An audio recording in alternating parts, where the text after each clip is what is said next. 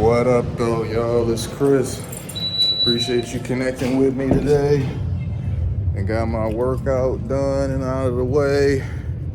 Got to stay on top of my fitness goals. Yeah, I'm out of breath. I literally just finished up. I'm about to make my way home, get myself some protein. Shout out to you guys, though, for riding along with me, my subscribers, on the road to 5,000. Because it's been slow motion, but it's been motion nonetheless. And I'm also thankful for the way you guys really show up, man. You guys are awesome. I couldn't ask for a better, more supportive audience. So thank you guys for that. But let's get into the topic, man. We got, we had Daniel Penny. He was being charged with manslaughter. There was a hung jury on that, so that ended up being dismissed, and then they went after him for a lesser charge, and he was just outright found not guilty of that. So the verdict brought it into this saga that many people believe shouldn't have been a saga to begin with. I'm one of those people that feels that way.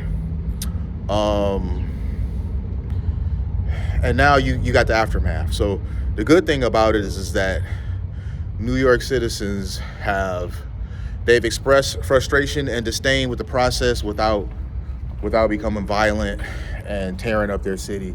And I love that. I think that you can disagree with the jury, you can hate the verdict, but not become, to the point to where you're going to be looting and rioting. For a while, I was really scared that might be the outcome. You guys know I made a video yesterday where I was, or was it the day before? I think it was yesterday, where I was basically saying that I hope they, it was yesterday. I was saying that I hope they choose not to go that route with this. So fortunately, they haven't. But now you got BLM everywhere, and this is very strange to me because I really believe BLM was done for. They got exposed by Candace Owens. All the leadership took the money and bought mansions in gated communities far away from the black people that they claimed they were advocating for. That was just a really bad look. And to my understanding, they didn't do a single community outreach program of any sort with the money. After they got millions of dollars, tens of millions from some companies, after they managed to convince different donors to give them a bunch of money, they all went and bought mansions and didn't do a single thing. I don't think a single scholarship was given out. If so, let me know in the comments if you guys know otherwise. I haven't seen any examples of them giving out any scholarships, not even a school supply and backpack giveaway. I've just seen them do nothing, just kind of take the money and run. So after getting exposed like that, it's, in my opinion, you guys have a lot of nerve showing up now talking about this and that. And then for them to pick this of all things to show up for a situation where they just look really moronic. You have a woman, she was on the news earlier. She was doing an interview, if you want to call it that. And she's doing all this advocating for Jordan Neely, saying, oh, he was hungry and this and that.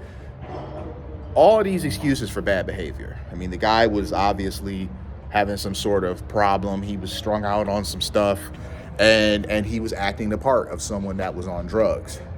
And I have seen many accounts of New Yorkers saying how bad riding the subway can be. We don't have a subway here. We just have the Q line, which is it's an above ground train that goes from downtown to the boulevard, and back each way. It's cool, but it's not main. Like, our city doesn't rely on it the way New Yorkers rely on their subway. So they get a lot more things happening on there. Plus the Q line, the police will respond to that in a heartbeat. There's a driver on the Q line, and if there's some sort of situation, downtown area where I live at, there's police everywhere to keep things, in check. So if you find yourself for whatever reason in need, there are police nearby. You will be okay. They're going to get to you very quickly. So you just really don't have too many problems on the Q line, but it's different on New York subways from what I've observed. And I mean, we've all seen with New York subways, like the infrastructure of it, it's like in movies and stuff, because that's such a big part of New York. It gets displayed in media. But I've seen many New Yorkers talk about what it's like riding the subway and how it can be very scary, and situations like this with Jordan Neely happen very often. And this woman basically is accusing the jury of being racist for why Daniel Penny was found not guilty.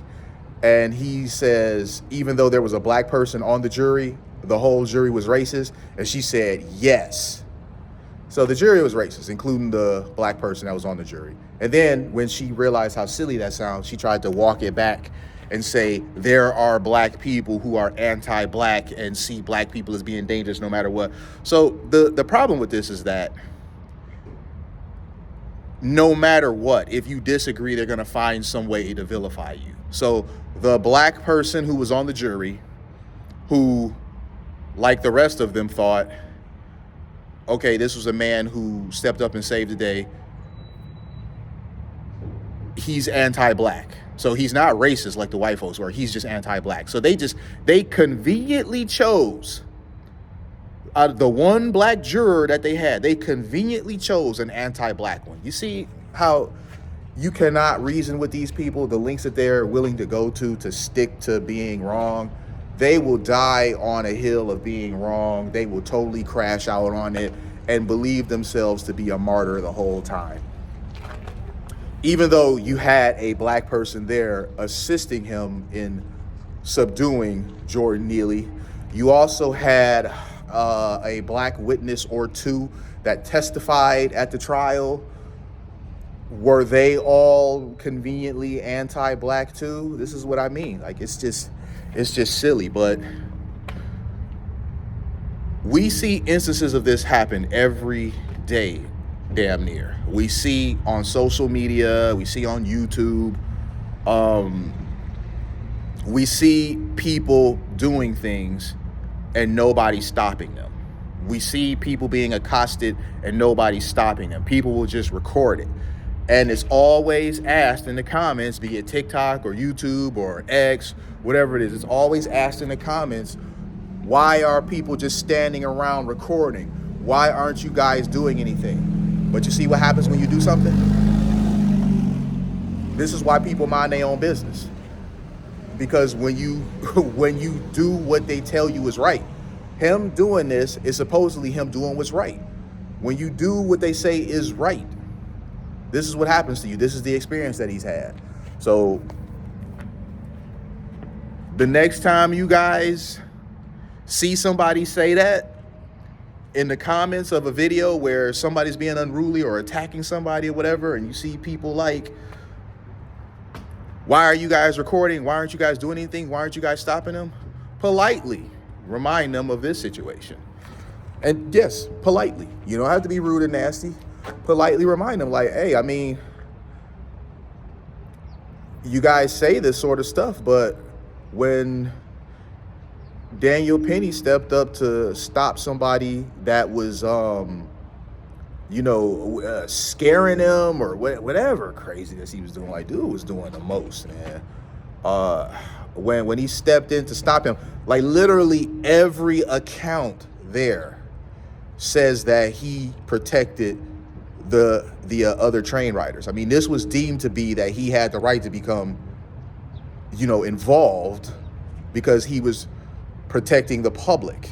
This was like a deemness across the board, but he still ended up having to go through a trial, his life, his freedom being on the line, behind standing up and doing the right thing. So yeah, when you see people say that, why are you recording? Why aren't you doing anything? Just remind them of this instance. And it's going to be easy to use this as an example because this has become so big the way that it is. You know, it's almost silly that this is really where we're at, that we're having to have a real discussion about whether this man should have been locked up. And now they want to put all these insignificant things on it. Well, why didn't he hold him 5 seconds less or 10 seconds less than what he did? You're only supposed to hold him for this long. I don't know if that's true or not.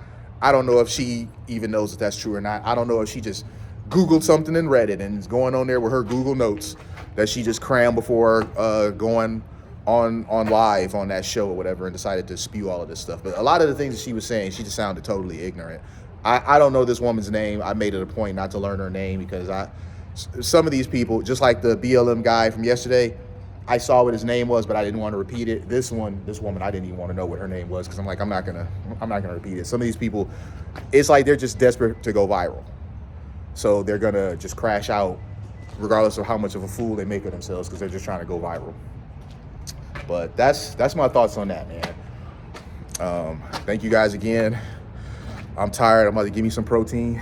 I'll holler at y'all later. Peace.